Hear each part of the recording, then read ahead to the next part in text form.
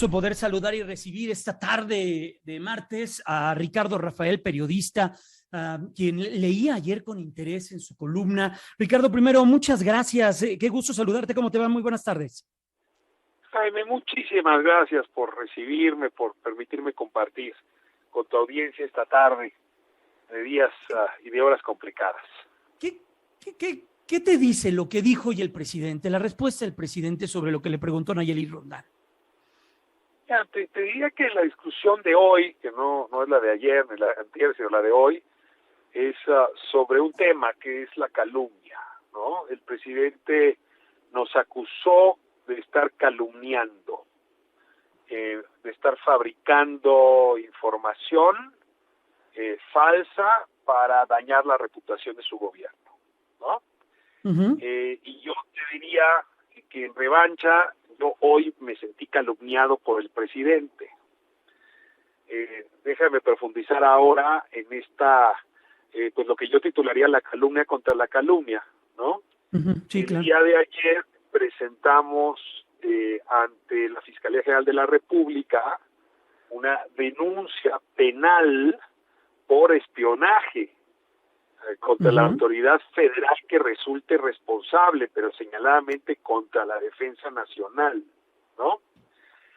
Si no tuviésemos pruebas, evidencia, datos suficientes, es decir, si estuviéramos fabricando esta denuncia, estaríamos incurriendo en el delito de calumnia.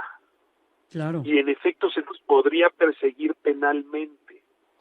Sin embargo, yo me atrevo a decirte que hay datos suficientes, evidencia suficiente para haber presentado de manera robusta esta denuncia. Y déjame te los doy. Tema 1.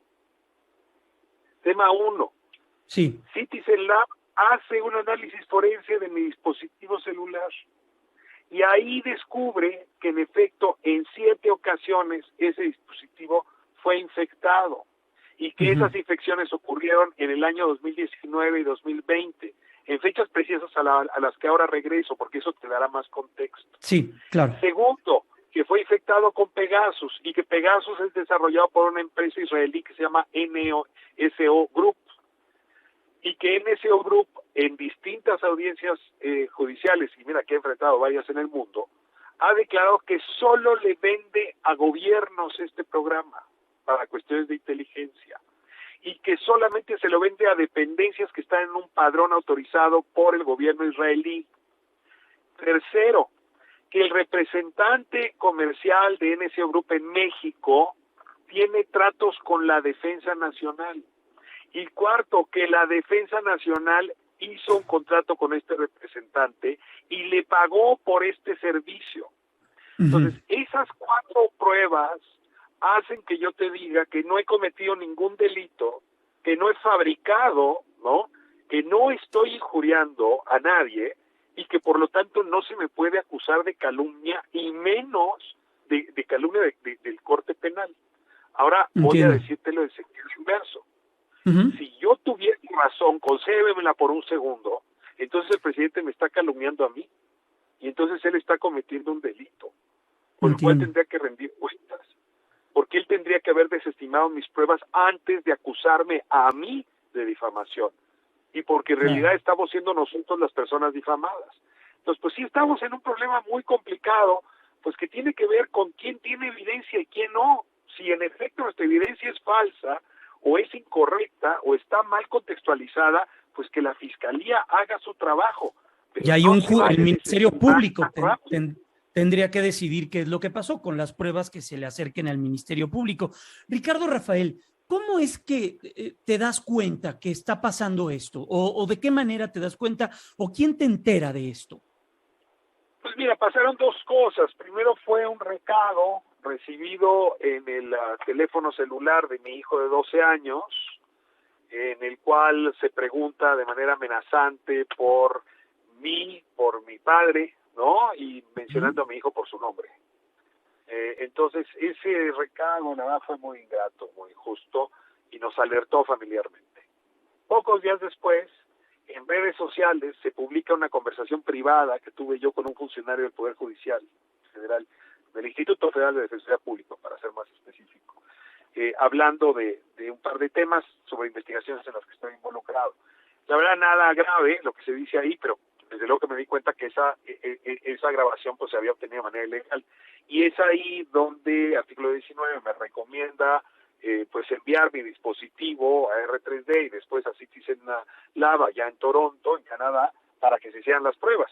Y ahí es donde se descubre que en efecto pues había recibido 7 infecciones el dispositivo, y aquí es donde se vuelve relevante en las fechas, porque la primera infección ocurre el 30 de octubre de 2019, y si tú revisas mi agenda, te la comparto con mucho gusto, los días anteriores había yo presentado por primera ocasión y había dado varias entrevistas promoviendo un libro que publiqué entonces que se llama Hijo de la Guerra, sí, el cual está dedicado a explorar esta defección que hubo de militares para volverse parte del brazo armado del Cártel del Golfo, y sí, cómo esa recuerdo. defección dio luego origen al grupo paramilitar conocido como los Zetas, que por cierto, integrado por más de 500 personas, acabó siendo un grupo paramilitar que a la fecha sigue siendo causa de muchos de los dolores que vivió el país.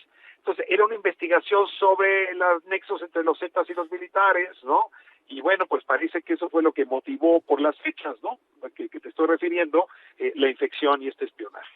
Y ahora, ¿qué conocimiento tienen de este malware? Porque tengo entendido que el otro tenías que darle un clic o aceptarlo para poder infectar tu teléfono. ¿Este ya no? Sí, digamos que yo tengo la desgracia de haber sido infectado en los 2 episodios. O sea, yo tengo infecciones en 16 y 17, y ahí sí, en apariencia me mandaron un archivo que desgraciadamente le di clic y por eso se activó.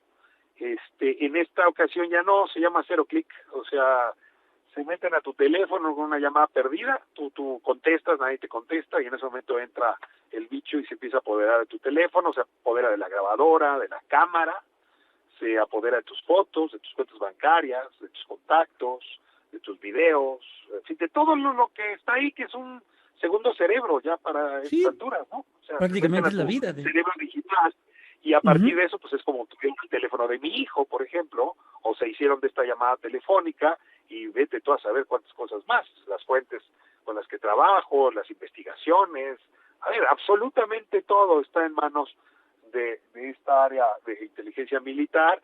Y luego lo más delicado es que presumo que esa información se la entregaron a un particular, porque no fue el ejército quien publicó esa comunicación, sino Isabel Miranda de Wallace, que son uno de los casos que estoy investigando, quien luego utilizó esa grabación para denunciar al ministro Saldívar, supuestamente de corrupción, porque yo lo había coludido con el de un cártel. Una cosa alucinante, es así verdaderamente difamatoria.